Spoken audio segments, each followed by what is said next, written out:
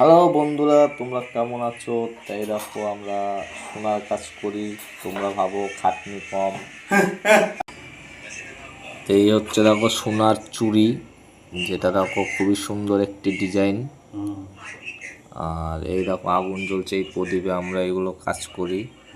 আর এইখানে দেখতে পাচ্ছ এক জোড়া চুড়ি আছে, মানে এটা কোনো আরো ডিজাইন হবে। দেখো খুবই সুন্দর লাগছে। দেখো, এই দেখো, এই হচ্ছে আমাদের কাজ।